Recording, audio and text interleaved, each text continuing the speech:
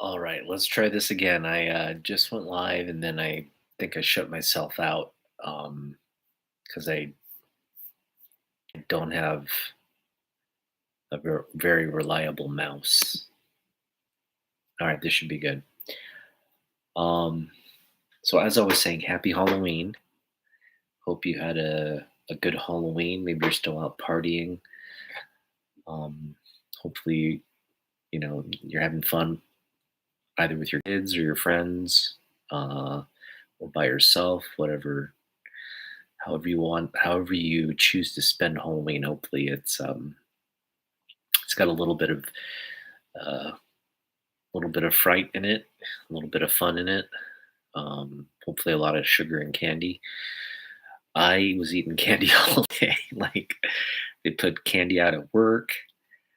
I got some candy from my kid's stash, and I'm just like amped up on sugar right now. So I'm good.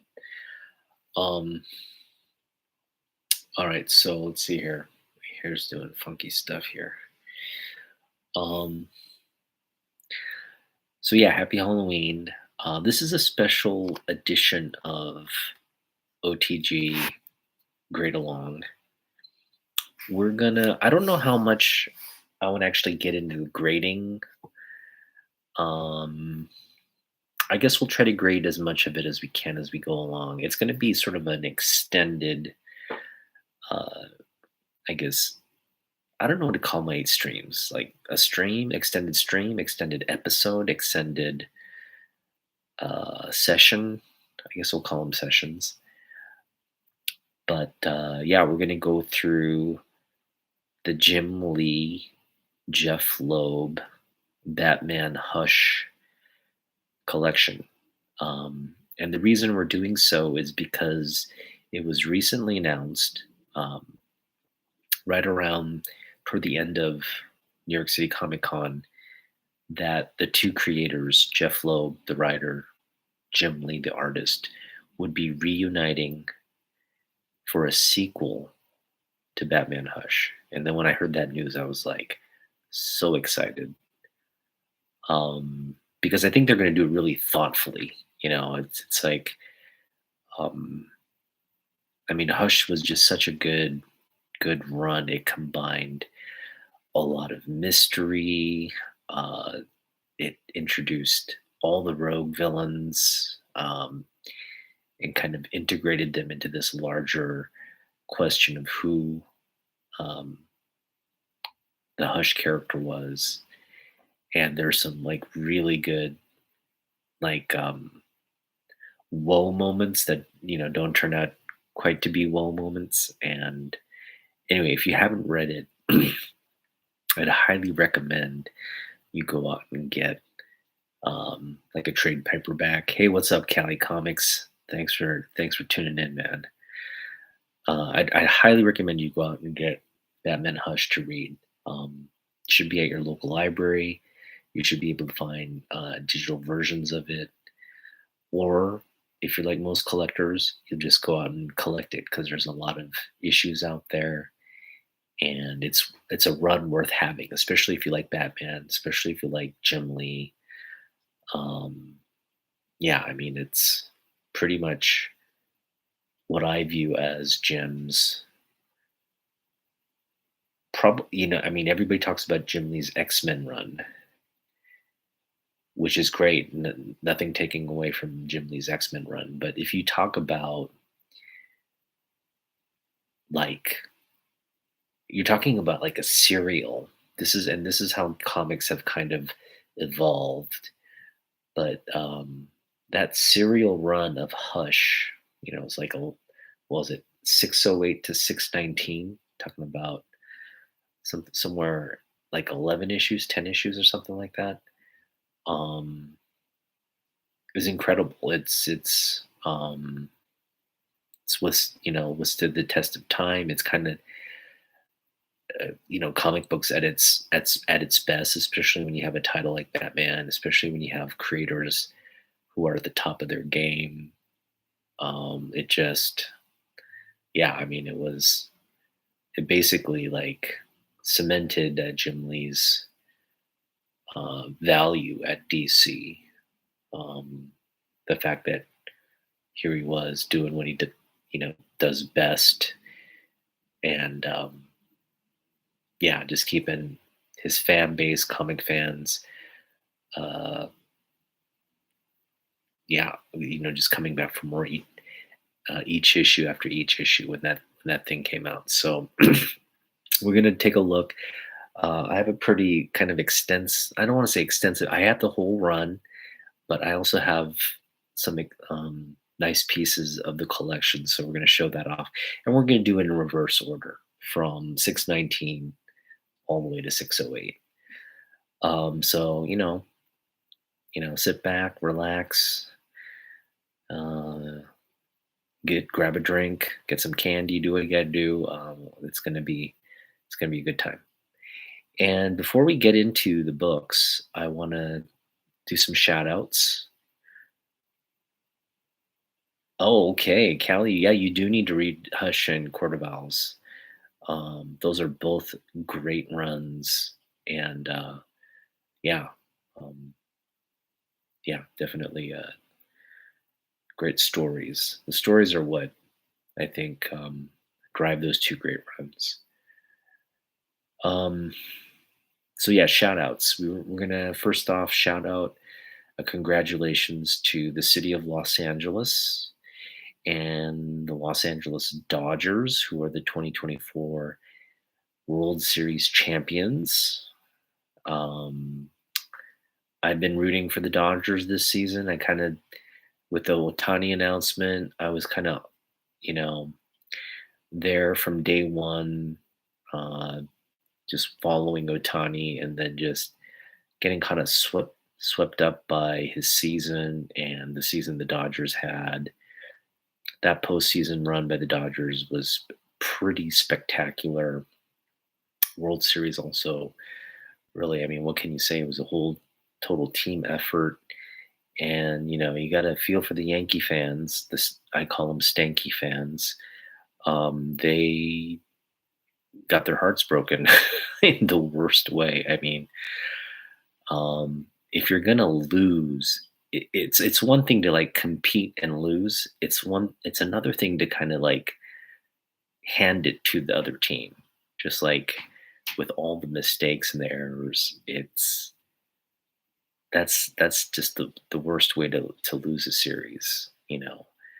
If it's one guy beating you, that's one thing, but it's like they made so many mistakes, and it was just like infield, outfield, pitcher, like just mental blocks, poor defense. I mean, you talk about a team that came prepared. Like the whole team came prepared versus a team that kind of walked in and you know they they were flashing confidence that they shouldn't have been flashing because they weren't the better team. So yeah, you got to feel for the Yankees, but I could seriously, I hate the Yankees, so I mean, it was a great series to watch them, lose in the Bronx at Yankee Stadium with all those fans like hyped up.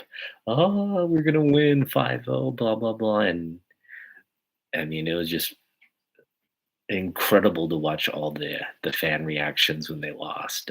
It was just, um, yeah, and again, I think if the Yankees come back next season, that's great. But I think Soto's gone. I don't think the Dodgers are going to sign him. Dodgers are going to be focused on Rory Sasaki, and that pitching staff is going to be sick. You're going to have like a 6-man rotation, which gives Shohei, enough rest. You're going to have a rested, uh, starting staff heading into the playoffs because no one's overextending themselves. That bullpen's been lights out. So as long as the starters go 5, 6 innings all season long, and there's a good rotation of that bullpen, the offense is going to be what it is. They're going to pay Oscar Hernandez. I call him Pay Oscar because he's going to get paid. The Dodgers are going to give him some ridiculous deferred contract. And rather than spend that money on Soto, they're going to spend it on a well-deserved Teoscar Hernandez. So it's looking good. It's a dynasty. Yeah. Right? Otani, when he's back on the mound, hopefully his shoulder gets better. I know, he's kind of an easy out there during the World Series. He was a non-factor. In fact, he was pretty much like a. I wish they would have dropped him in the order. They should have put Edman to lead off, and then put Otani probably like the six, seven, maybe the seven spot in the batting order. But they kept going with him at leadoff. I mean, they're paying him 700 million. They've got 12 million Japanese fans watching, so I understand why they didn't want to, seed any kind of weakness in his game. But it was apparent he just was not the same player after dislocating that shoulder. But anyway, it's a moot point. Freddie Freeman, MVP. That man, what what superlatives can you use to describe his postseason dominance? I mean, that guy is just he's a. I mean, you talk about world caliber. When you talk about MVP, like seriously MVP caliber players, you had Judge, who had an MVP season. You had Otani who had an MVP season, but what you do in the playoffs matters. What you do over a career and legacy matters. I don't think anybody. I mean, we'll have to see what kind of career Otani and Judge collectively end up happening, but I don't think there's anybody right now who if you look back at what Freddie Freeman's done in the postseason, and assuming Dodgers are a dynasty and they go on to win more, and you see more, I guess, examples of that over the next couple of years. I don't see how anybody could put Otani and Judge ahead of Freeman in the sense of like just champions, like great players. Like I couldn't if you I mean when we look at legacy, right? You're going to remember these kinds of performances. There's nothing right now, I think, unless Otani has several more World Series chances to kind of have those moments. I mean, this will be remembered as one of the greatest postseason performances. I mean, I would imagine it's probably among the top five postseason performances of all time. From an offensive standpoint, I think it's top. I think the only other ways you could maybe challenge Freeman's performance is like some of the pitching performances, like the perfect game, some of the no hitters that were thrown. But yeah, I mean, it's up there. Yeah, that grand slam was, man. That my wife and I were jumping up and down because like it was this pure drama up until that point, and it really looked like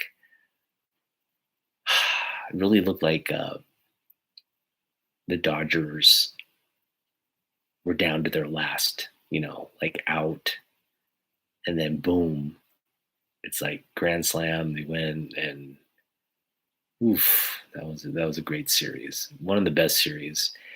If you're a Dodgers fan, or if you're a baseball fan in general, I think it was a great series overall.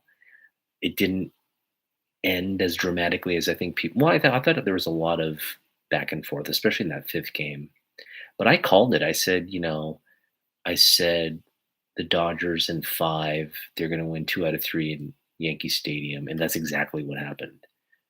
Um, so, I watched that Mets series, I watched the Padres series, and I knew going in that the Dodgers were the better team because as flashy as the Yanks are, um, their bullpen wasn't that strong. Outside of Cole, Garrett Cole, their starting pitching was just whatever. And then they had a bunch of bottom of the order guys that weren't like scary. Nobody on that Yankees offense is scary outside of like Stanton, who's not normally good, but he was like locked in on uh, anything that wasn't a fastball. And Judge, I don't know. He's got to work on his game, man. He wasn't a great defender to begin with, but he showed he's just mentally weak. And it doesn't matter how physically strong you are in any sport. If you're mentally weak, you're never gonna win anything. You're not gonna be a champion. And that's where the Dodgers, I think, they had a great manager who's had them prepared. Everybody just was mentally and physically prepared.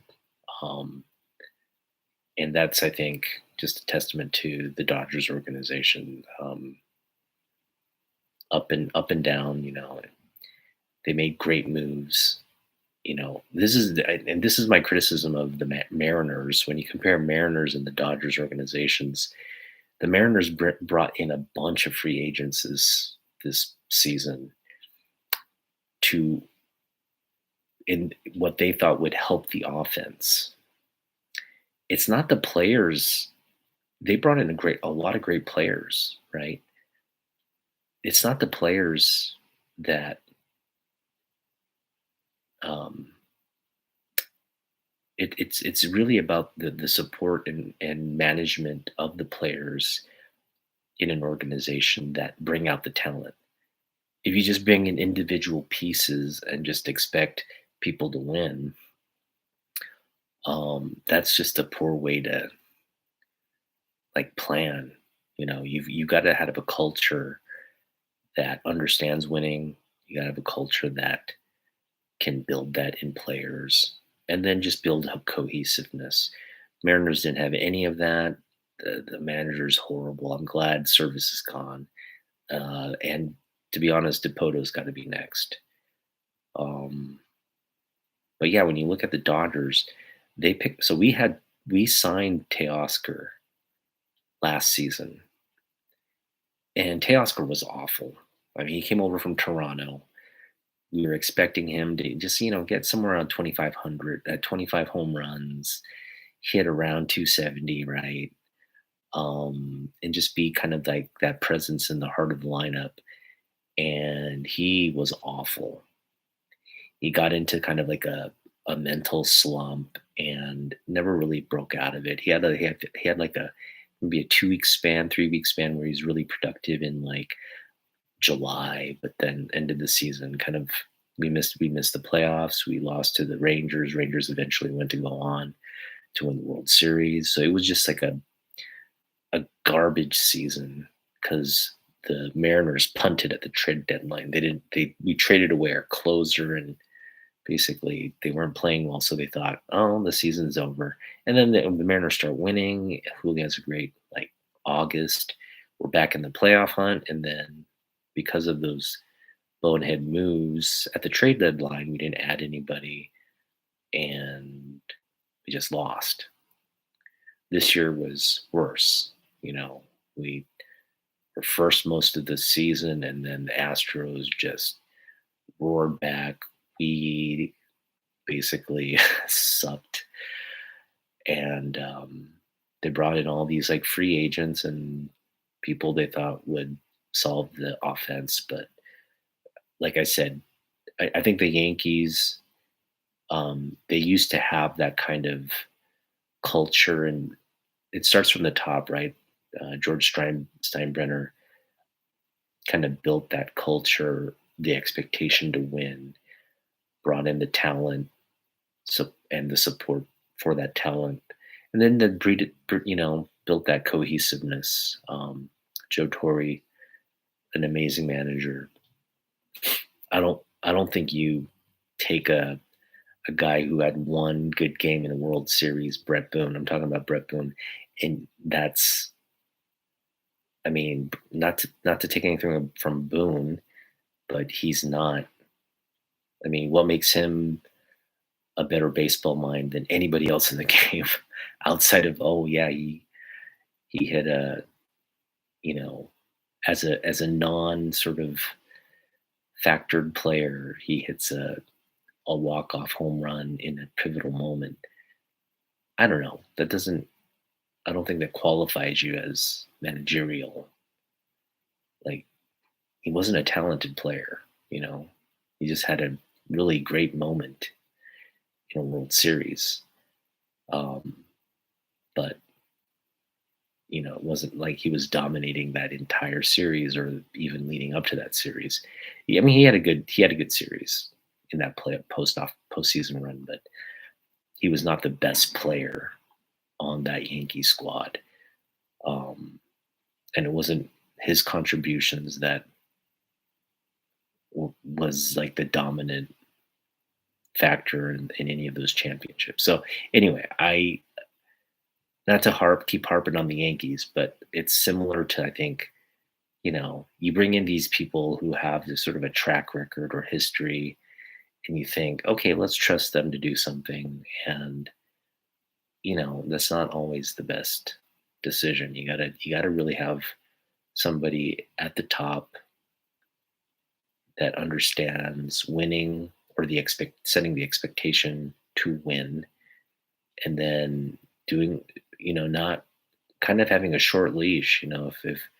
If a team is not gelling or doesn't have chemistry and is not winning, you gotta change it up. Um, and right now, the Mariners,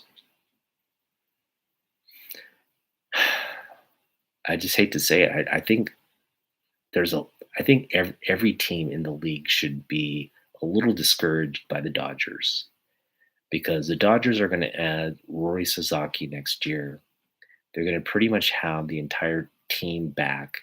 Their starting pitching is going to be healthy. I mean, it's just not looking good for any team. Um,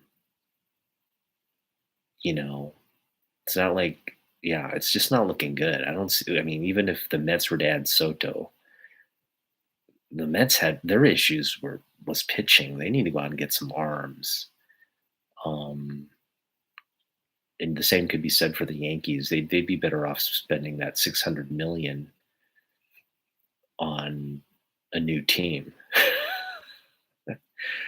because they're paying like what, 600 million for just for Stanton and Judge.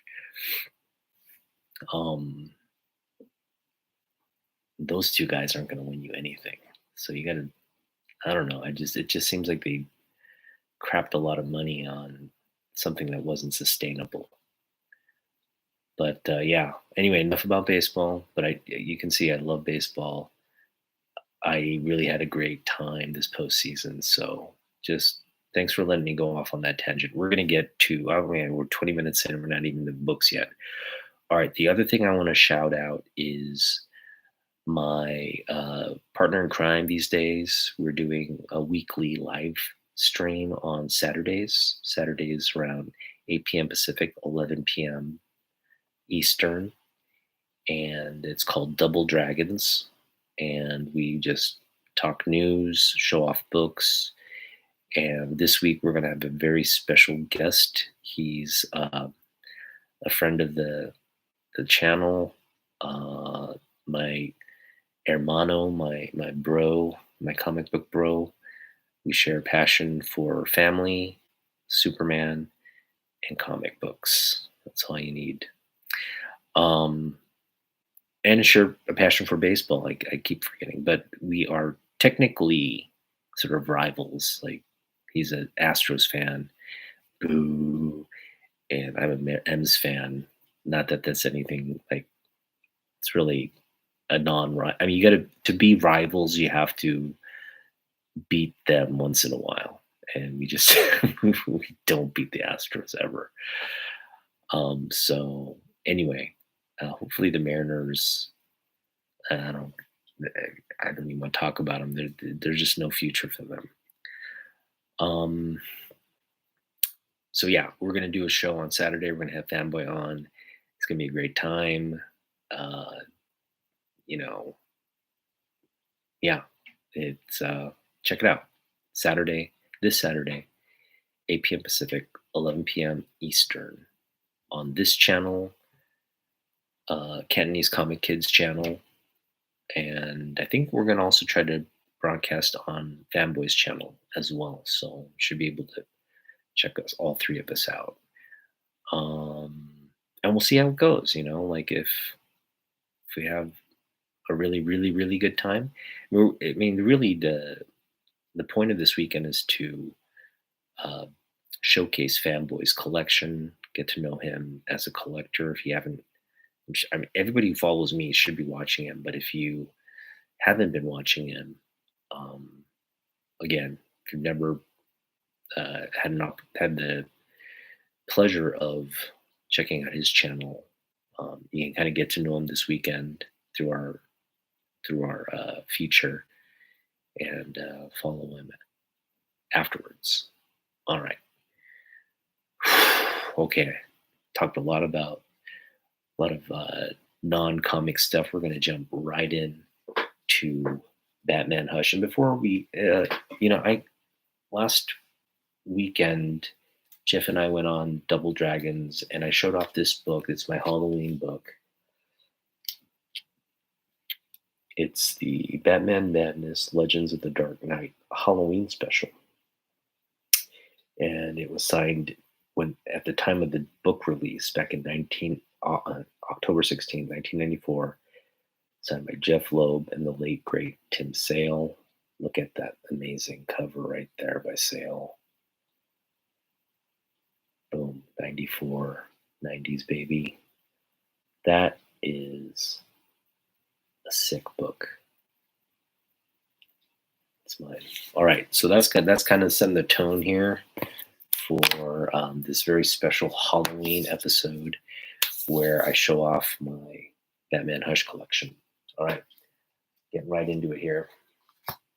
We're going to start with the C cover.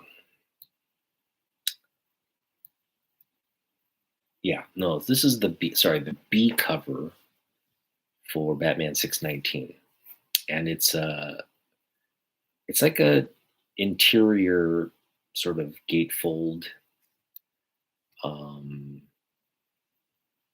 So I'm not going to take it out and show the inner panel, but it's basically, all Batman's villains kind of sitting over at his like motionless body in a graveyard. You got Clayface. You got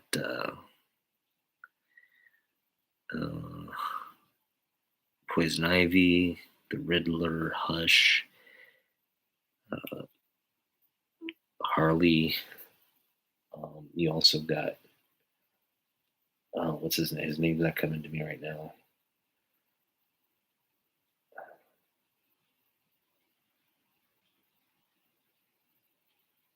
Salamander or something like that. I don't want to say it's not Lizard or something. Anyway, I'm forgetting his name. I have his first appearance, but that dude right there, right? This is just an incredible Jim Lee cover. Because it's like his sort of, I guess, version of the Rogues Gallery, and that is a great Rogues Gallery. In fact, what's missing here on the interior panel, you have Joker as well. So he's not there, but he is on the extended portion of this image. So that is a really cool cover. All right, so what is the grade of this? Yeah, it's near mint from what I could. Well, let me see here. Yeah, those look like those little white flecks look like spine ticks, but they're actually just part of the. Well, no, maybe they're. Yeah, they're part of this back cover image. So it's not like it's hard to describe. It's like it's kind of like the back cover is kind of running into the front cover. I think the fold got just a little off. So if you follow it all the way back, you see it's part of that back cover, and the back cover is really clean. So yeah, sharp corners is a 9.4, 9.4 copy. Yeah, real clean. All right, you got some kind of that spawn showing up in Soul Calibur 2. That's pretty cool. All right, so that's a B cover for 619. We have the second print, and this one very high grade as well. I'm going to put it in the 9.4 category, kind of the same back cover here. Um, Nothing really, no color breaks really. The front cover here is black. I mean, if you see anything color breaks, it's going to show up on this one. You can see it's pretty clean, sharp corners. Beautiful cover here. I love the Joker's shirt here. As I killed Jason Todd, and all I got was this crummy T-shirt. I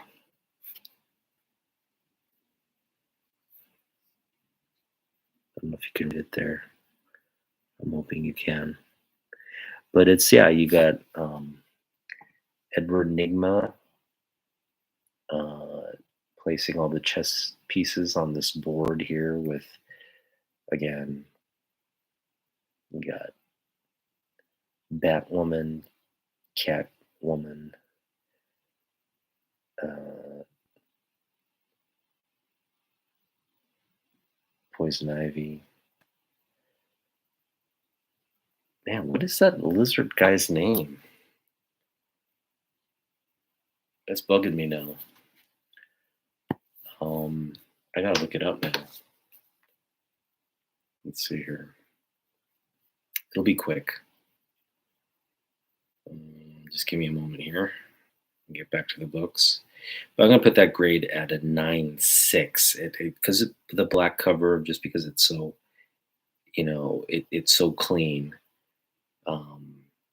Normally I'd like say 9.4, but again, I just don't see too many flaws in it. So it should be gonna go 9.6 on that. 9.8 potential, to be honest. Like if we were to, you know, get honest about what it was. I gotta do it a different way here. Hang on. Recently added series name. We're gonna do it by series. And I'm gonna look up Batman. Here we go.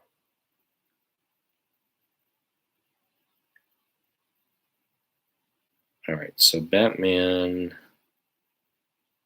Where's it?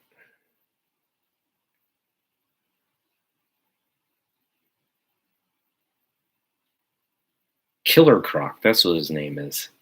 Killer Croc. So it's Killer Croc. That was bugging me. Thanks for waiting that excruciatingly mind-numbing brain fart. All right, that was the second print here we showed off. We said 9.6. Again, this is like one of my favorite covers in the run.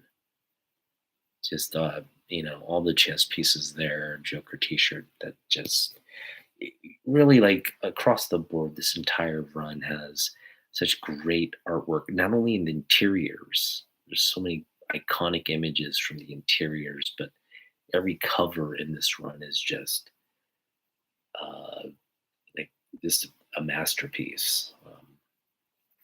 And this one is case in point. Um, this one is sort of a, let's see here. I'm trying to recall if this is the actual A cover, if there's the red toned one is the. I've got other versions of this as well, but I just pulled out one. We've got the A cover here, and I think there's a special wrap. This one is not the wraparound one, but there's a wraparound one.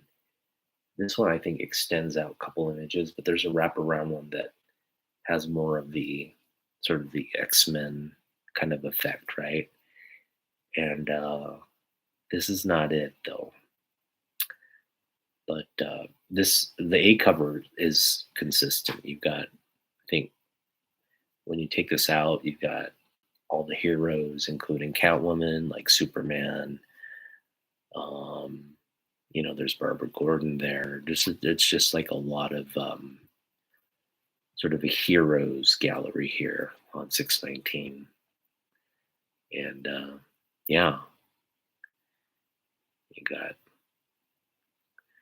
the good old dynamic duo.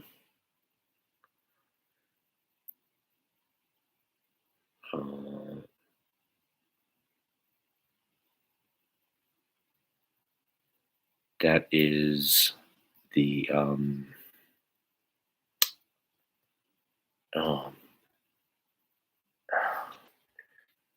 what's his face?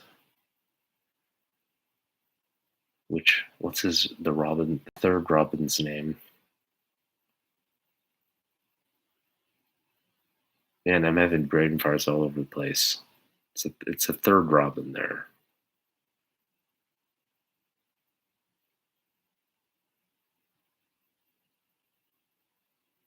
Anyway, having brain farts. Okay. Where are we here? That was 619. Guess we're gonna go 618. I'm not seeing 618 anywhere. It's because, well, I guess we can show the other covers here. So this is the book I was referring to, and I should probably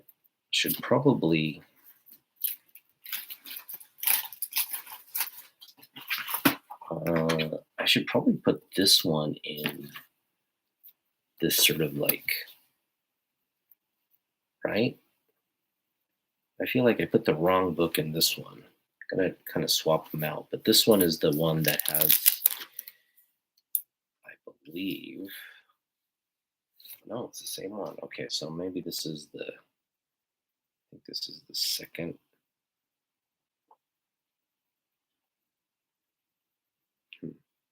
It's a different version of that first one. It's got this red sort of tone to it.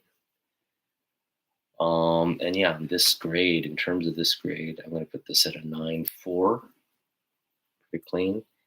This one here is probably a 9.0. It's got a couple of finger bends. Yeah, so this one is just like the cover does not extend out, which is weird. It's just, so this is the A cover. And then that one's the sort of the gatefold that extends out. Okay, so this is likely this is the A cut. Well, this is the A cover, but this is sort of the special A cover, and it extends out. So that's a difference. I wish I could be more descriptive as to which one came out first and which one sort of like the special edition one. I'm imagining this one came out first and this is the special edition one. So anyway, we have both of them here, as you can see. That's always good. All right, now we're going to go to 618. And I don't have 618 here. I got to get that in my little portfolio. But we'll have it.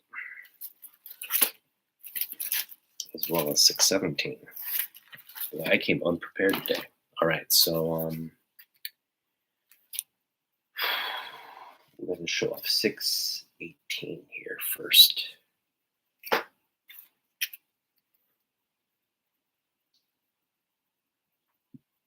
Now that is the Jason Todd Robin that they're showing there. And that'll kind of clue you into kind of sort of what they're trying to, the big reveal, right? So you don't know really what Robin they're showing there. It does get revealed. And that's just an awesome Batman pose right there by Jim. Look at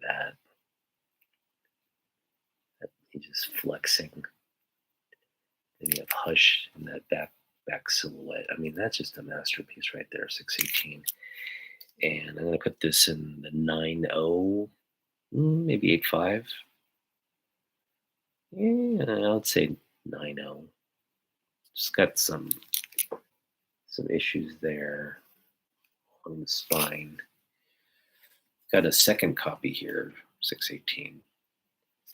So I've got 2 copies of 618. This one's definitely in an 8.5.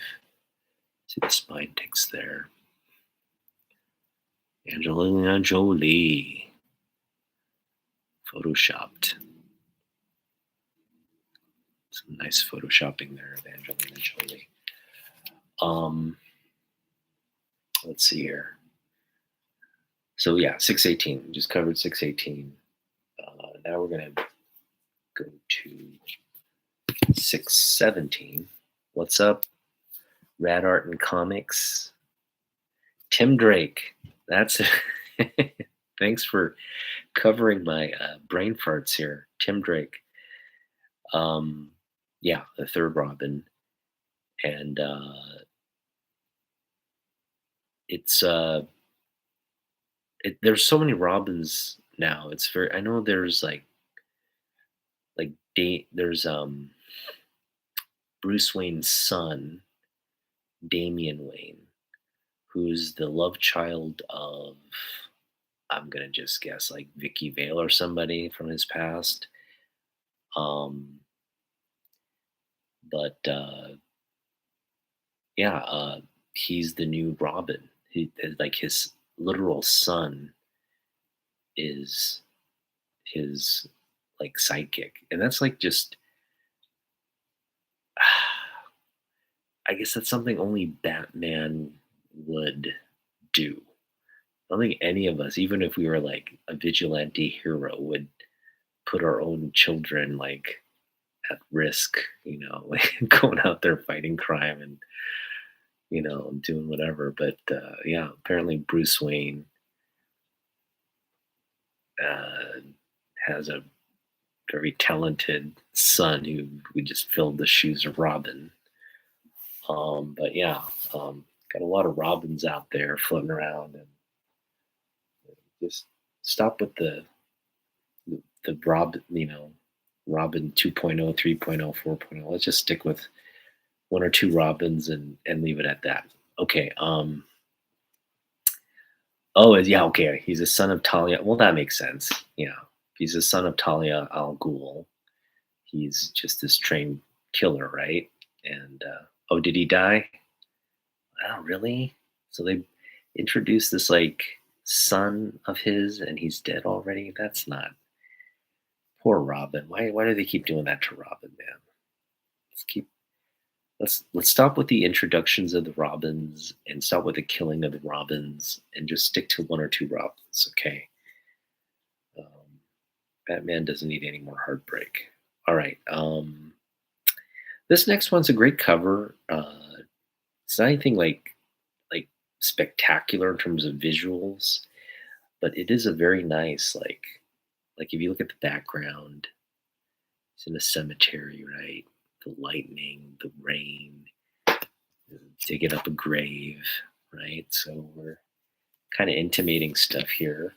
617 leads into 618. So he's digging a body up, and then, whoa, what's going on here? Is that Jason Todd? Is that one of the other dead Robins? Who knows? Um, but that's what's going on, right? And 617 here. I got one. I think I got two copies of this. This is my better copy, and I'm just gonna, just based on the visuals here, I'm gonna just put it at a 9.4. Most of my Hush Run copies are high grade. They're around 9.0 to 9.4 to 9.6. I don't think I would ever, outside of that black second print, 619 second print, I don't think I have anything that just, yells out 9.8. But that one comes pretty close. This one's pretty good too. I mean, I'd go as high as 9.6 on this. But anyway, just a great Batman image. There have been a lot of Batman artists over the years. And, you talk about, all the greats have worked on Batman, right? You talk about someone like Neil Adams, great Batman. Who is it? Is it Mike DiCarlo? I want to say Mike DiCarlo. Jim Aparo. Jose Garcia Lopez. All of these artists have, have worked on Batman. But the Batman artists from my era, Jim Aparo comes to mind. Obviously, Brian Bolland. Not that he did a lot of Batman stuff, but he would sporadically here and there do Batman. But Kelly Jones, yeah, Kelly. I love Kelly Jones' artwork. It's just kind of it's sort of a more horror style. His villains are all kind of exaggerated, but the hatching and the shading, just a very dark. That's what you got to do for Batman, right? It's just they're dark panels. Gotham's dark. You're dealing with a lot of motifs in Gotham, like gargoyles, lightning, rain, right? Architecture, things of that nature. And I always thought Kelly Jones just captured Batman so brilliantly. But yeah, there's just I'm trying to think. That George Perez, he did the great run on Batman Year 3. Todd McFarlane, Batman Year 2. Dave Mazzucchelli, Batman Year 1. Just talk about what an all-star cast of artists that have worked on Batman. So, the Jim is kind of part of this lineage of great artists that have worked on Batman. But man, talk about, this is one of my favorite covers.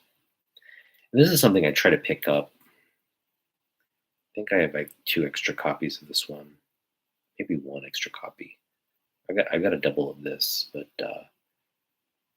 this is just you got the Ra's al Ghul versus Batman. Look at Batman's not having a good day there, getting kind of sliced up. But there's a fire in the background. You got Ra's al Ghul's hand there. They're dueling. That is an incredible cover. I love the color. The colorist on this, I'm assuming it's Alex Sinclair. Just killed it with the color. They killed it with color on all these covers. Just incredible, the contrast that you get between 616 and 617, right? All with that incredible Jim Lee design of the Batman there. It's classic Batman right there. Gotta love that. All right, so this one, 616. I'll put it at a 9.0. couple spine ticks along the edge there. You can kind of see them, I guess, in the light.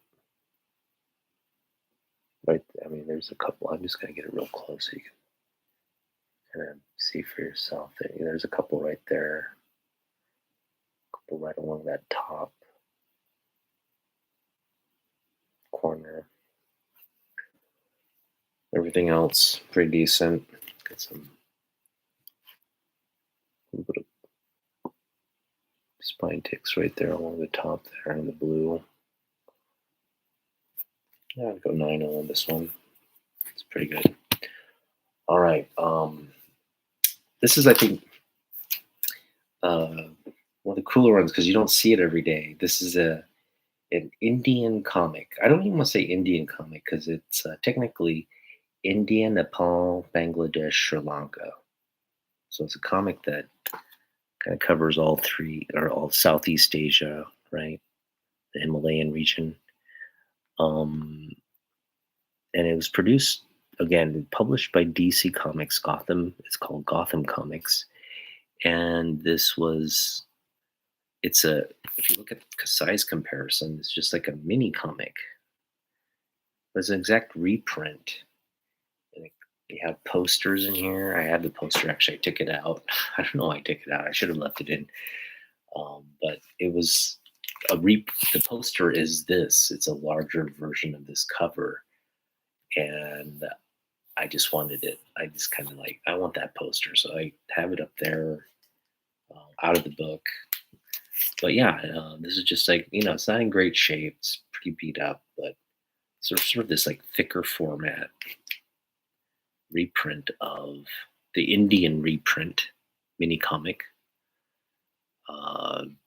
And I think I got a couple other stories in there maybe, but yeah, it's like an ash can, and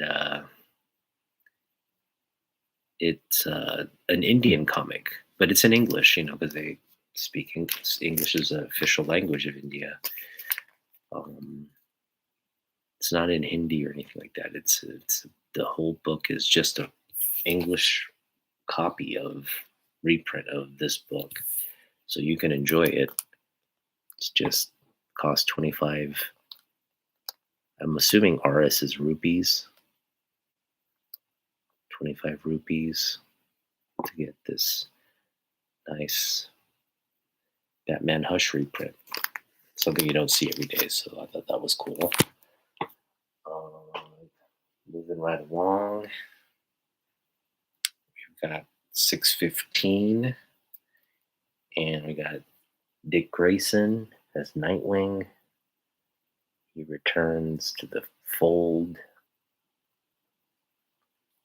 and that's just a great shot. It's kind of like reunited, and it feels so good. Kind of moment, like the old days.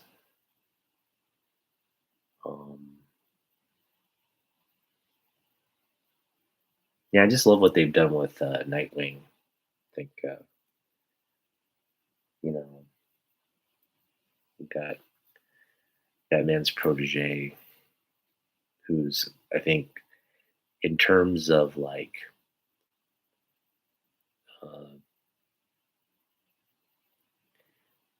his acrobatic background, right? He was an acrobat, and then all the training he did on tutelage under Batman. I mean, he's just one of those like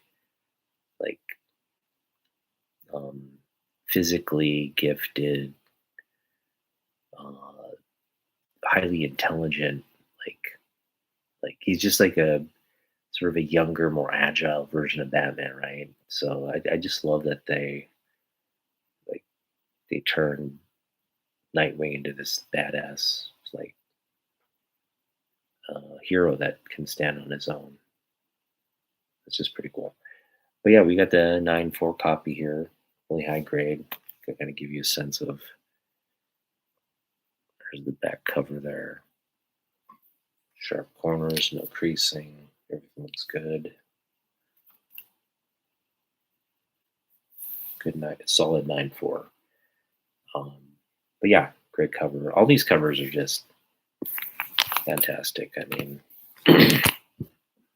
glad I'm showing them off. All right, this one, this is one where like Batman comes very close to like just losing it, crossing that line.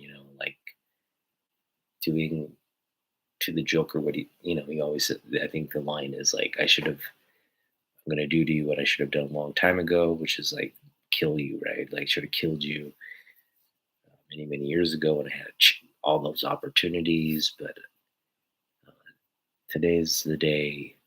And he's like, if he wasn't stopped, like Batman had to be stopped, but if he didn't get stopped, I mean, he would have. Um, and the Joker just gets his ass whooped in this one. That's what you're seeing right there. And he doesn't. And the Joker's like so maniacal. It's not like getting his ass whooped is he loves it. He loves every moment of Batman beating his ass, and Jim Lee does just an incredibly wicked Joker there. You know. Hey, what's up, everybody? The drink. Hello, Rad Art and Comics. Thanks for joining, guys. I like Nightwing until this recent runs. Now he's sensually confused. Oh, okay. Are they messing with his sexuality? 90s Nightingale was awesome. Yes, yes. Great Joker. Yes, this is just an amazing Joker cover. Are they messing with I know DC's gotten into, um, making certain characters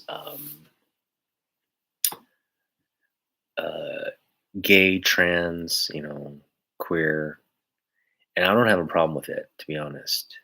Um, but it's just like if a character is established, and for example, Nightwing, right? Um, to have like Nightwing's all of a sudden question his like sexual orientation or identity, that to me doesn't feel authentic, and it just yeah, maybe we should avoid stuff like that. I'm all for like bringing in new characters who identify as LGBTQ plus, but like let's not let's not take established characters, and I think that's what the problem I think a lot of fans have is like, oh man, you're taking like Flash and you're making him black, like who's like a white character, and you just suddenly make like that character like just change the race on that character. Like that doesn't, what I mean? Like you're changing the reality or the time, the time space continuum when you do stuff like that. So let's keep everything consistent and just add new characters. And um, we want diversity in comics. At least I do. I don't know if that's what everybody wants. Obviously, you want to feel like you're represented in comic books, and that's what the whole purpose of diversity is, right? Like, hopefully, you're represented. Like everybody gets represented at some point. So that just makes comic books more inclusive and fun and easier to relate to. So that's how I feel about it. All right, so yeah, great check cover. What's a grade on this one? I would put it at a 8.5. This one's an 8.5. It's got a series of spine ticks across the top there. You can see back's actually pretty decent. 8.5, nine. It's like I'm between 8.5 and 9.0. It's like kind of. It is a dark cover, so those like spine ticks kind of stick out a little bit more. Yeah, I'd go 8.5 on that. That's definitely those are pretty deep spine ticks there. So 8.5 on this one. 614. All right, we're counting down. We're counting down. These aren't even all my Batman Hush books. I'm just showing sort of like this is a case where I have two copies. Um, this is probably my least favorite of the covers. You got this like Harley poster pointing a gun, and then you got Batman and Catwoman there. Catwoman's not looking good. I don't know. It just seems like poster child for crime.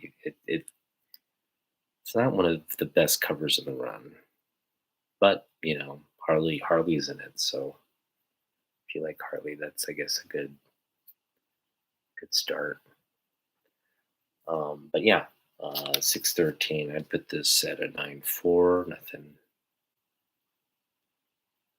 Nothing crazy wrong with it. It's just solid and clean. So 9.4, 913. All right. This one, I mean, I have, I think, what, one, two, three. I think I have 5 copies of this one, 4 or 5 copies. Pretty sure I have 4 or 5. I think I have 5. I may have 4. Anyway, but I'm only going to show off one for 612. And this one has issues.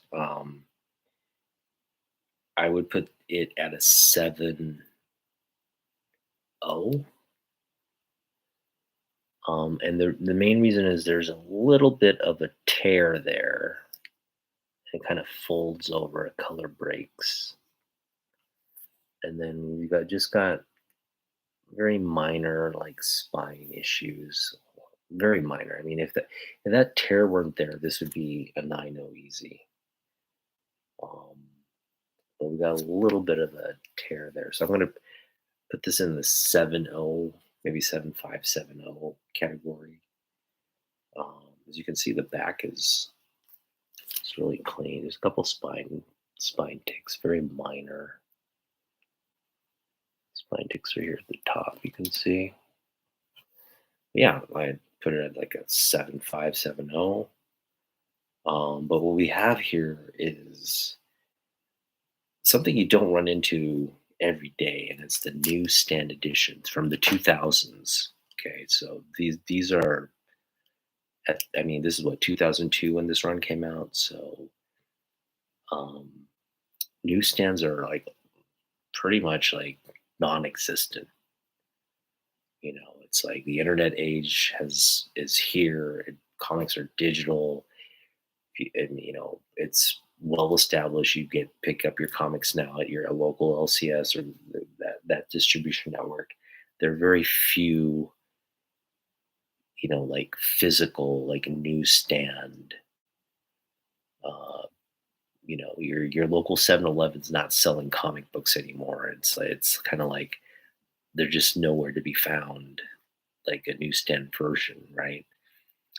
Um, So yeah, I mean, when I ran into this, I was just really excited, and I had to have it. Now I bought it thinking it was. I think I got it for like I want to say like $3. I thought I'd just gotten a steal on it. I was like, wow, I got a 612 for $3.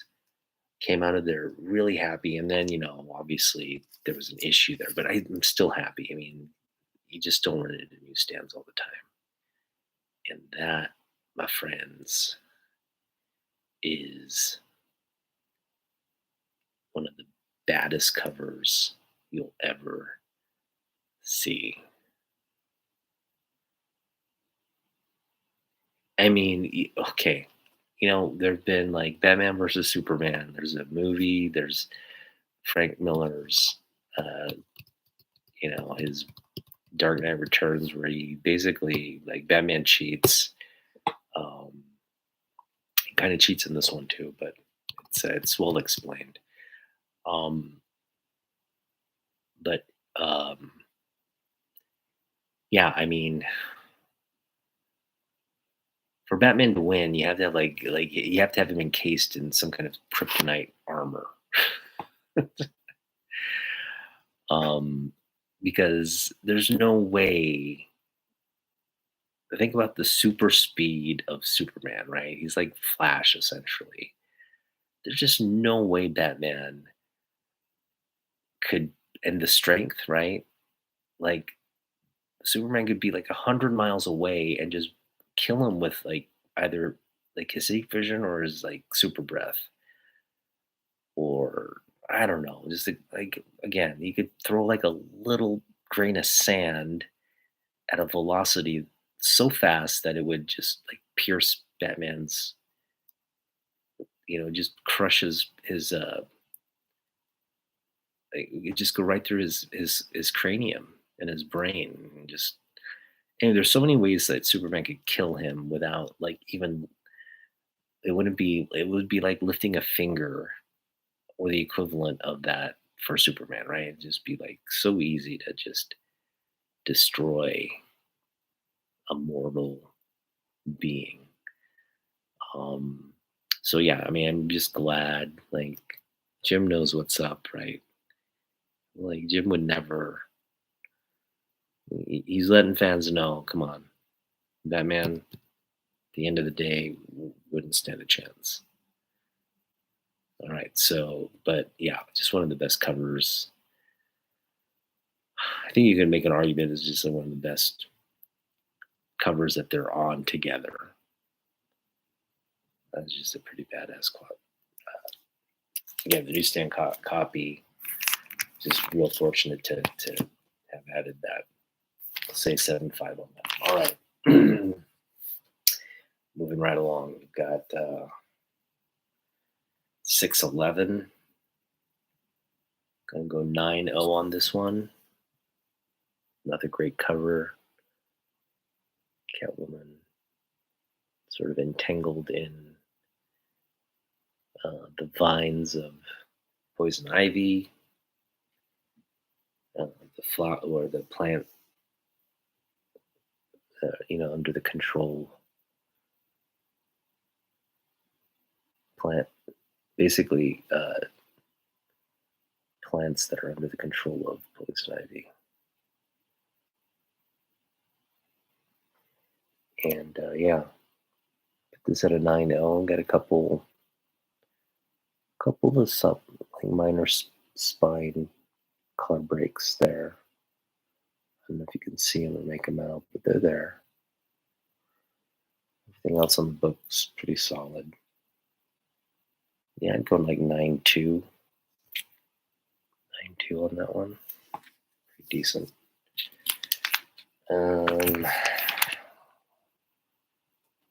We've got that was 611. We've got 610 and Killer Croc again. Killer Croc.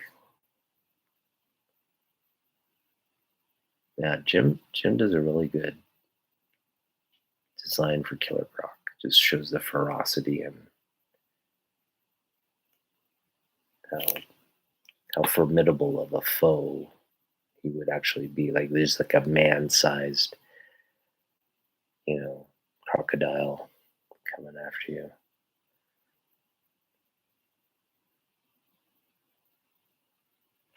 Pretty decent cover there. I'm gonna put this one 9.0.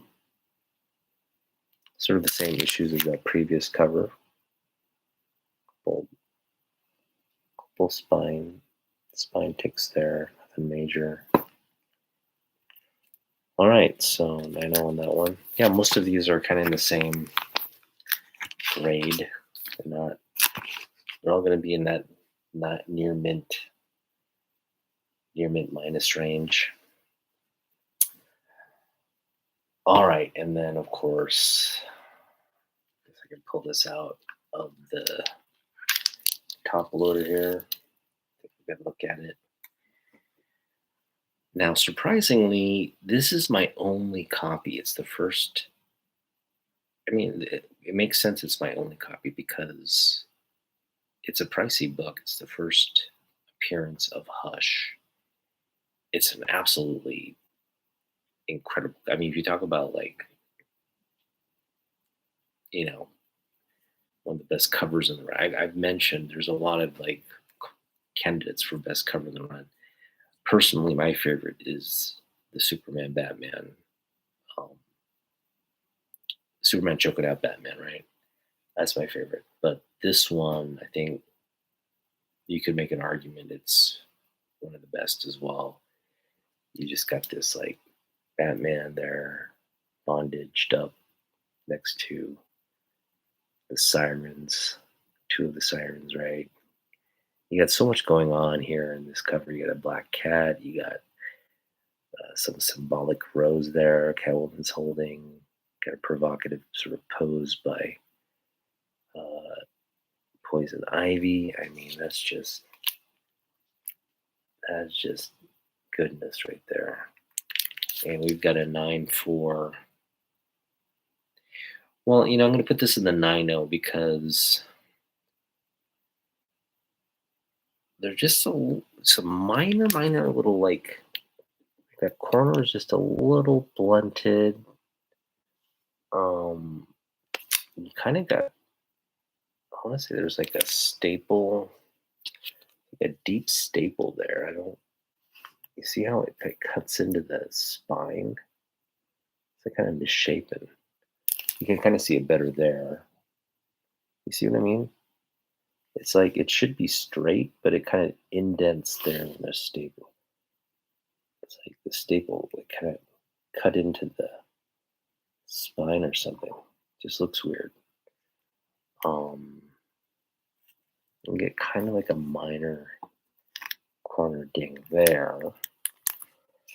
But I mean, the spine is really clean for the most part. You just got these sort of like little, very just sort of blemishes. I don't even want to call them like flaws, really. They're just little minor blemishes.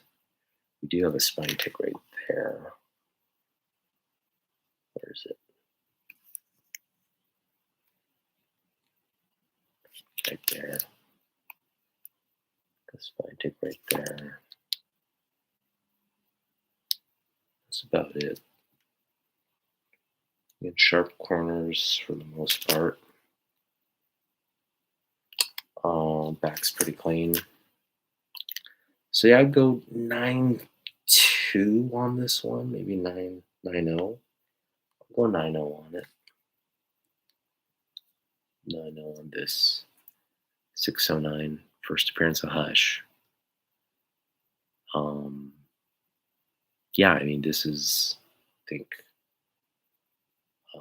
gaining traction right now because there's rumors that Hush will be in the second Batman series, or movie, I should say, and I think they're gonna, with the sequel, coming out on this is gonna kind of drive demand for I think this whole run, but especially that first appearance.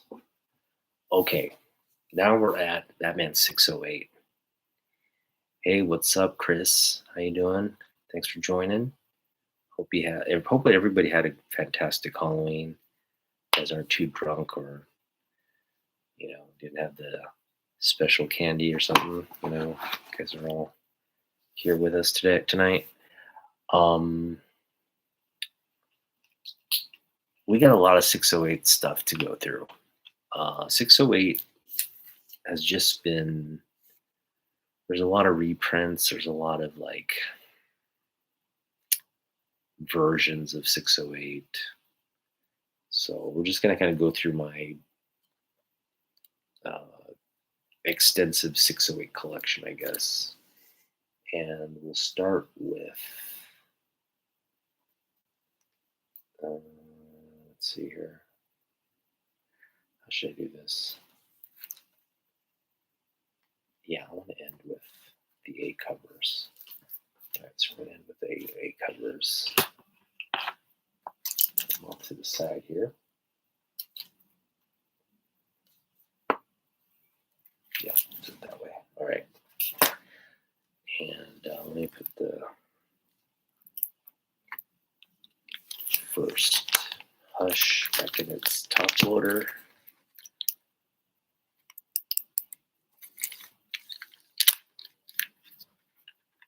Love that.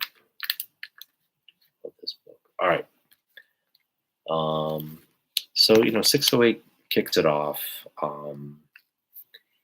and I recall I was living in Seoul, Korea, back in 2002. And you don't get any kind of comic book news or anything like that. Um, but I was reading comics here and there digitally, and downloading stuff. But I basically, off the internet, I saw Jim Lee had returned to Batman, and I saw the cover because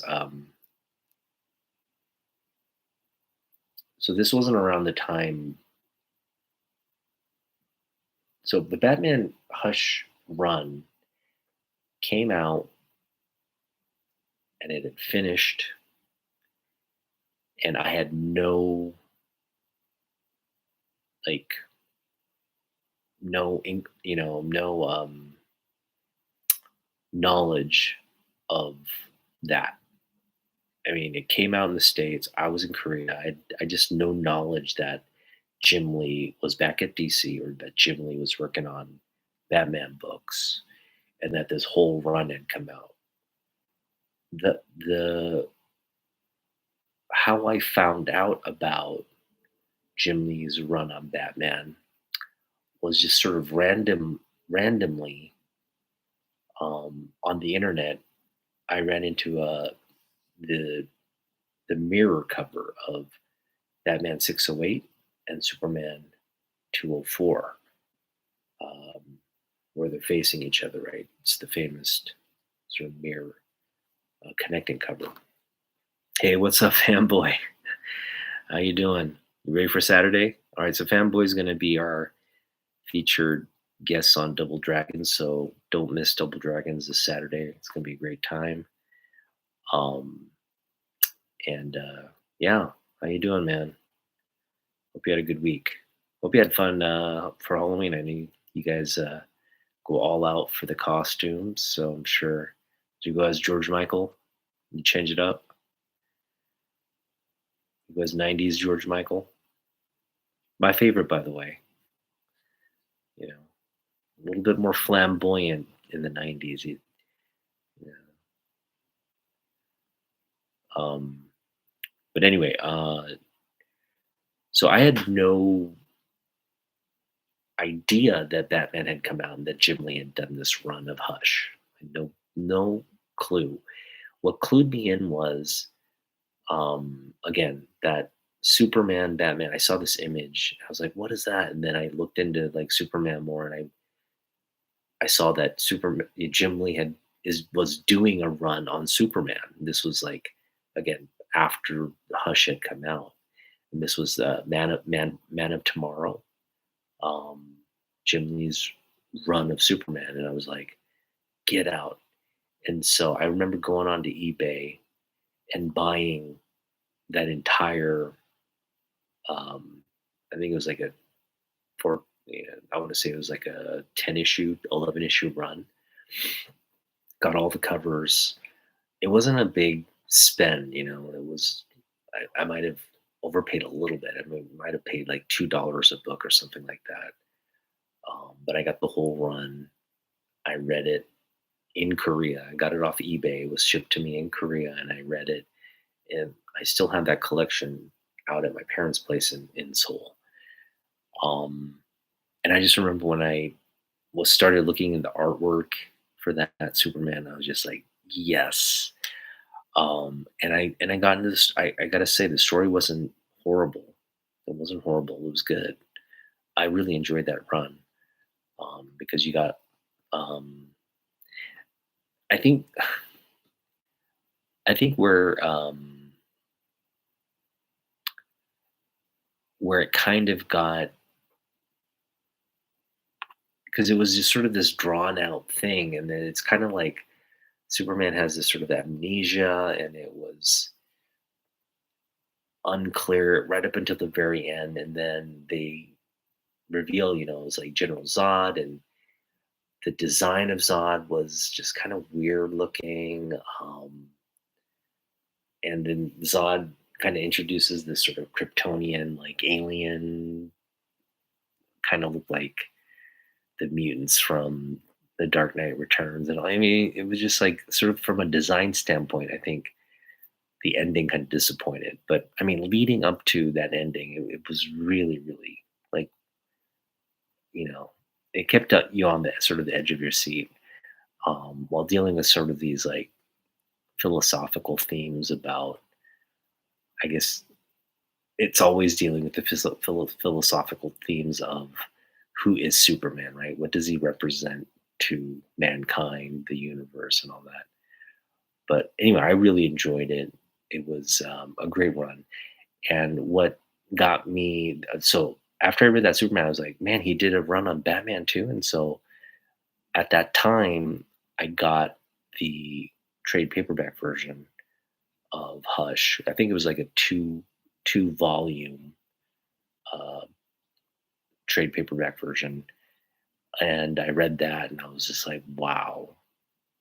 I mean, Jim's back. Like Jim Lee is like killing it over at DC. So that was very exciting stuff. And then news came out. I was kept following all the stuff that Jim Lee was working on. He worked on with Frank Miller for Batman.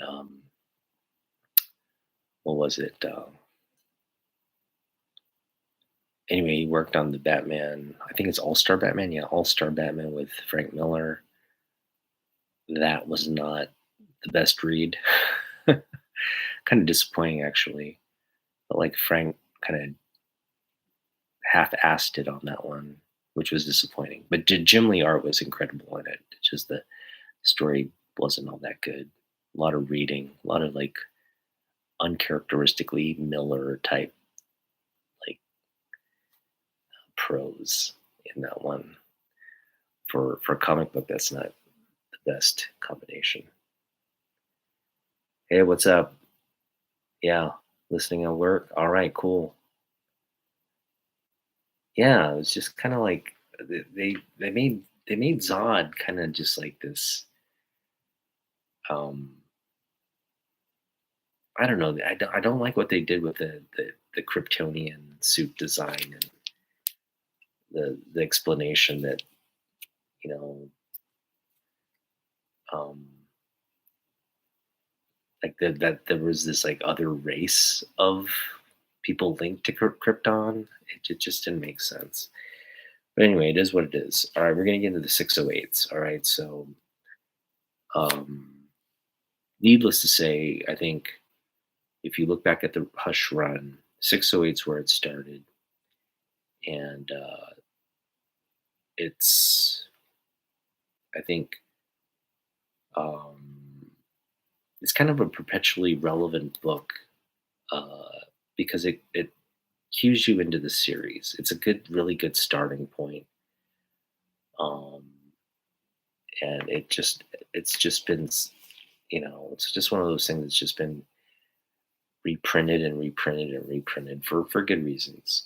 So we're gonna start with like some, I guess, free or dollar comics here. We got this is a great sort of like a split cover there. Got the Batman Day special edition. This is a free, free comic book day, or Batman Day free comic book. Uh, Absolutely just badass cover. Yeah. And you got sort of a reprint of it as a DC Comics Essentials, $1 book. Um, I do like this Batman Day cover better. I mean, not to take anything away from this, but that there, I just feel like you just got the cleaner image there here. That's just, but it is a nice cover from the standpoint of like there's a lot going on in that image. Yeah, and this one cuts off like Superman's face, and like I just feel like it's unnecessary. All right, so that's that, and then you got another dollar comics. Uh, again, this is um, one of the just dopest covers, and it's on this dollar comic, right? Kind of unraveling of the Hush bandages there, and revealing sort of that, again, that dual split image. That is just, that's a cover buy right there for $1. Gotta get this one. Sick. All right, that's just sick. All right. Um, the next one is Hush double feature. Another just sick cover here. This one combines 608 and 609. Um, and this one's one of the, like, I think it's a rarer one, so it's a little bit higher priced. But yeah, all of these are high grade, near mint copies, 9.4s. So it's really, really nice copy there. I'm gonna show you the spine, very clean, really decent copy there. I'll show you the back too. So yeah, all of these are, high grade 9.4 range. Most of these are free, sort of free slash dollar books. All right, we're getting closer. The next thing I'm going to show off is a reprint of the second print of Batman. And I don't know about you, this is sort of like, I think, the debut of, um, it was the debut of Todd McFarlane's Page Punchers. And a bunch of these have come out now. But this was, like, I think, the first Page Puncher that McFarlane introduced. You can get this little action figure here. That's cool.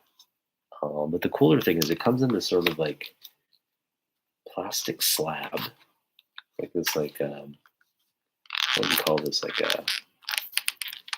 this packaging is just looks like a slab, right? Kind of fashioned like a slab. But in the little corner issue on this one that wasn't there. I guess over time anyway, it's not that big of a deal. Not that this is worth a lot, but anyway, have this Page Puncher, which is a reprint, and I know a lot of people in the community went out and got this. It's a $9. It's like a $10, retail price, which I thought was fair, uh, considering you get a little toy and then you get this great comic book. So, and then you get in the slab, so it really encourages you not to open it and just keep it like this. And that's what we've done. And I love this book. Yeah, this is just a great book. It just came out a couple years ago. The whole Page Punchers thing is pretty cool. They do a lot of like classic books, classic comic books, and you get a nice little comic book and a nice little action figure to boot. So yeah, not that I go out and collect these things, but definitely when it's from this Hush run begins here. Now I think this is the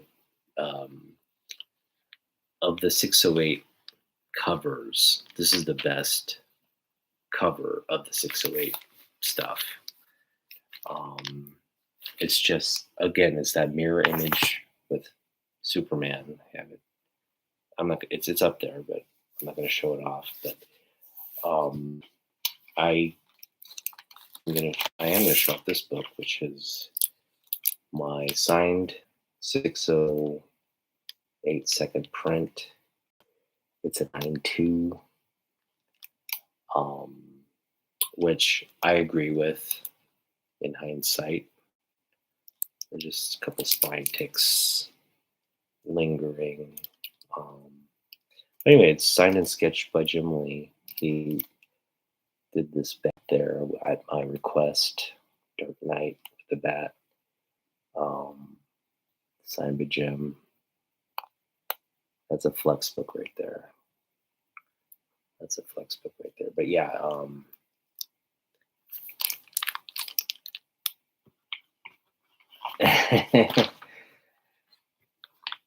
yeah, it's a way to get the second. So there's a lot of little second print reprints. Like there's a foil that just came out, which is clean. It's like a version of the second print. That Page Punches is great. There's like you can go out and get a nice. I think there's one with him and Harley, like as an homage, but the Harley's in that blowing a bubble and everything. So it's like the two of them standing, which is kind of a funny cover. But yeah, this image is like, it's like, you got to have that one. You got to have the second print. Um, it's a pricey book, but I just feel like it is worth kind of investing in it because that image, again, that mirror image, they just introduced a Wonder Woman image that is like supposed to be the third connecting cover. So it's like them facing each other, when Wonder Woman looking out into the the audience, which is the viewer, right? And she's sort of standing on this like, um, I guess you'd say like a precipice or ledge in Themyscira or whatever her island is called. But it's a pretty just a it was introduced almost 20 years to when these images were introduced. So it's just this nice sort of come full circle moment where Jim Lee reveals, hey, these aren't just two connecting covers. It's actually three images, and I thought that was really cool. So I got the Wonder Woman as well, the foil version and the regular version, and I'm probably gonna get the foil versions of the second print and the Superman as well. Um, but I'm going to try to find those because they're like $10 a pop. I'm going to try to find them for a little cheaper, if not in a bargain bin somewhere. All right. Well, we have a few more books to show off. And this is the A cover. And I think the A cover is great too. It's just a different, the second print, because it's mirrored with the Superman, it just makes it that much more impactful. But if it, as an image by itself, it's just a great cover, right? He's like looking out. But as a mirror image, it just has more of an impact. The fact that Superman, Batman, Metropolis, Gotham, light, dark. I mean, there's just all these, the contrast, the fact that they're doing the same pose, kind of like mirror poses. It's just really cool. But I think that second print kind of does overshadow this cover, when this cover is actually really, really nice too. Um, and everybody's seen this cover. It's start with just the regular direct edition here. You got the boot, the military grade bat boot. Pretty cool. And then I picked this one up. I think I picked it up for like $1 or so, $2 maybe. So this first one here is near mint. Yeah, it's near mint. This one's also near mint. It could use a press. Push up maybe in a 9.2.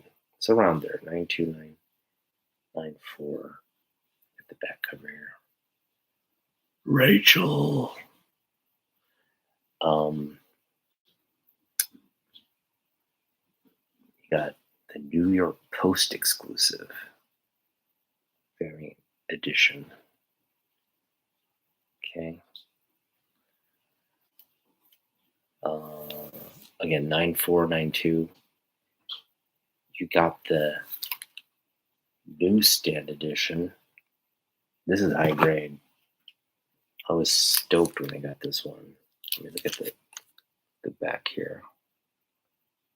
Clean as Tom Brady, as you'd want Tom Brady to be. That's just kind of I don't know, that milk mustache. It's just creepy. It's a creepy back cover. This is he's the spokesman for Man Uggs. He wanted us to wear Uggs. This guy, what a clown. Um, can feel my disdain for Tom Brady. Yeah. Anyway, newsstand edition here. Near mint copy.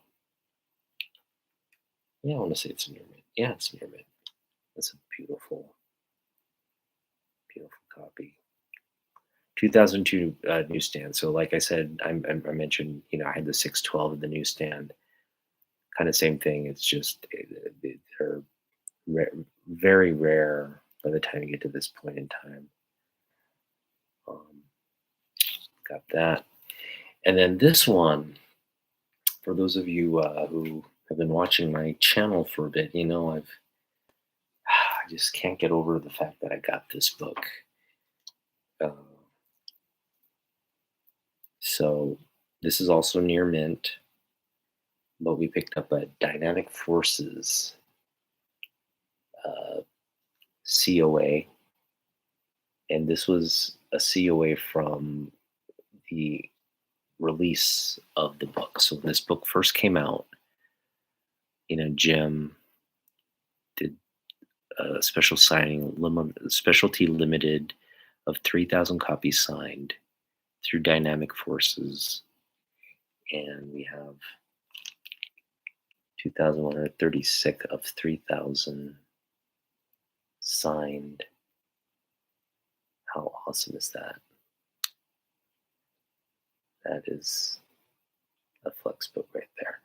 So yeah, I kind of went through a lot of I haven't even showed all my Batman Hush books because I've got maybe 4 or 5 copies of that 612. I've got more duplicates of the Ra's al Ghul cover, the Joker cover. They're just in another box here. So yeah, I got just I find like when I see this run, doesn't matter which book, if I see it for like $1 or $2 or less somewhere, and it's not in terrible condition, I tend to pick it up. I don't know why. I probably should stop, but for me, I just like, man, for $1 or $2, it just screams like you can't leave it there, right? Because I just feel like it's like, to me personally, it's just the value of these books to me are higher. So when I see it for like $2 sitting somewhere, I just feel like I gotta pick it up because it's you know yeah. I should probably stop doing that because I don't need multiples of the same book. But when it comes to like this run in particular, it's hard to stop myself. Um, all right, well, yeah, that's my Batman Hush collection, and hope you guys enjoyed all the variations of 608, as well as some of the key books and covers in this run. It's just pretty nice showing this off. And we've been on what, an hour 40. I feel like an hour 20 of that was just looking at books and stuff. So got a lot of grading in, got a lot of for the most part it's I think outside of that 170, the 612 newsstand, we've got pretty much like high grade, near mint minus for the most part, near mint. Um, Maybe a couple VF pluses, but all kind of in that range there. So I feel good about my Hush collection, and again, very excited for the sequel to come out. Um, Again, it's Hush returning to Gotham in some fashion, and I'm sure you'll get a whole new set of villains and plot twists, and again, amazing art, amazing storytelling. I know they're going to put a lot of thought into, like, it's I think Jeff Loeb, he's a very successful writer, television producer. um the guy doesn't really do comic books all that much now. He's kind of more in the television film arena now, which is great. Like, he got his he got his start in comic books and then just branched out. And then of course Jim Lee. Jim Lee's like cover artist extraordinaire. He's the head of DC. But these two guys, um, I think, with all their sort of, I mean, not to say Jim Lee hasn't worked on comics. He's doing it. He's always kind of been there, um, doing covers, doing an occasional issue here and there, or run here and there. But to go come back to Batman with Loeb, and it's like the two of them with a great DC team around them. Scott Williams, Alex Sinclair is going to be there on that project. Uh, they've got the marketing team there to promote. They got a whole, like, it's not just going to be Jeff. It's going to be a whole team of people putting out ideas and making sure this thing is solid, right? Just from a, what can we do to just up the uh, up the ante from the last Hush run? How can we improve and kind of really tell another compelling story that's linked to the first run, but something completely new, something you know that's gonna make fans happy. And again, when you bring in the top names, um, and really make this sort of a flagship project for DC, you're going to get a quality product. And it's different from when Jim and Jeff were working on it way back in the day, because I feel like Jeff was at a point where he's just like at the top of his game, and then Jim Lee's at the top of his game, and they're both like, "Hey, here we are working together on this iconic character, this iconic comic book title, this um, and they just kind of like threw the kitchen sink at us, like with all the villains, all the um, and they had just the freedom to do it in this sort of like structured run. It's a pretty substantial 11 issue run. So um, yeah. Anyway, uh, as you can imagine, when they announced that, I was like, yes. And then I don't buy too many modern books. I don't. feel compelled to go out and buy whatever books are coming out. But for this Hush run, yes, I will be going to the LCS and buying every issue that comes out, or maybe I'll just get it, in like a collected. Once it all comes out, I'll get it as a collected thing and read each one. But I'm tempted to like get two issues throughout the run. One as just like a, you know, like a just a pristine copy that I don't open, and then one as a reader's copy, just like the old days. Because it's like I'm kind of at this point like, yeah, this has taken me back. The desire to go out to the LCS, get the issue that's there that week or that month, and just really enjoy it. Like enjoying it, like being very careful. Like I used to read like comic books, like kind of like not flipping over the page, but being very delicate and reading it and then putting it right back in the bag and board and all that. And I'm sure a lot of you do that as well. Maybe have a reader's copy. Back in the day, if I was fortunate to have two copies, I'd try to keep them both in great condition. But this will be one of those things where I'll probably want to get two copies of each one, read one of the copies, don't read another one, and just enjoy it. It's gonna be fun. You still got 3 hours in you. Yeah. I am looking forward to Saturday. It'll be fun to, 'cause we haven't like connected. I know we're always like commenting and messaging each other, but we haven't like been on. We haven't really like spoken and engaged it like face to face in a while. So that's one of the reasons I kind of wanted to live stream with you, just to touch base um, and again, just kind of do what we enjoy doing, right? Talking about books and pop culture news, comic book news, and all that. So it'll be cool to see, what's catching your fancy. We obviously want to cover your collection. Like I already know, what you like and collect, but for the people that uh, aren't familiar, it would be nice to just have you show off your books.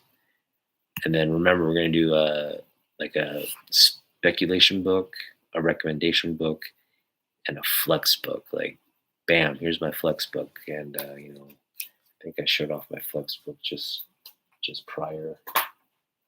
Bam, Dynamic Forces signature. It's one thing to have a signature book. It's another thing to have a signature book what at the time of its release, because like at the Jim obviously like wanted to promote this book, and he sat there and signed 3,000 copies of this. Poor guy. um I mean, that must have taken him a couple days, right? It's just they sent him a bunch of books, he signed them all, then sent them back, or then number, or like somebody, I don't know if Jim numbered them, maybe Jim did number them, but someone actually sat there and numbered that man's boot there, all 3,000, you know, serialized, numerically kind of certified copies of it. Um, so these kind of are, I want to say they're just like, you can get a book signed, but there's, if you're talking about like, I guess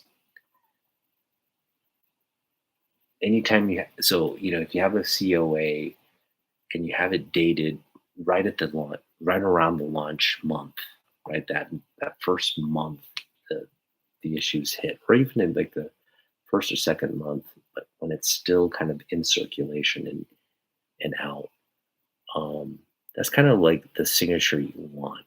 You kind of want the signature that where it's like there's a COA.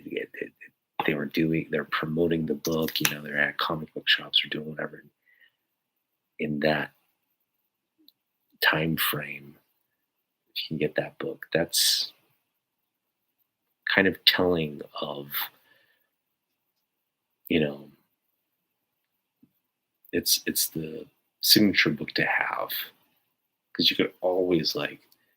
I mean, I could go out and I could this like direct edition and go to the Comic Con, have Jim sign it, and it'll be like, I mean, not all that different from this, but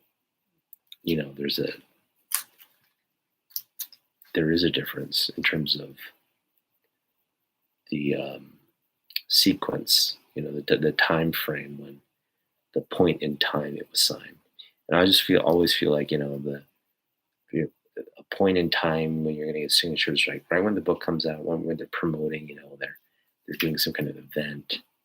But if you can certify it and number it like that, and just really kind of like, kind of like that Batman Halloween book I showed off with, where Jeff dated it, October 16th, 1994. Boom, that was the month book came out. They're promoting it.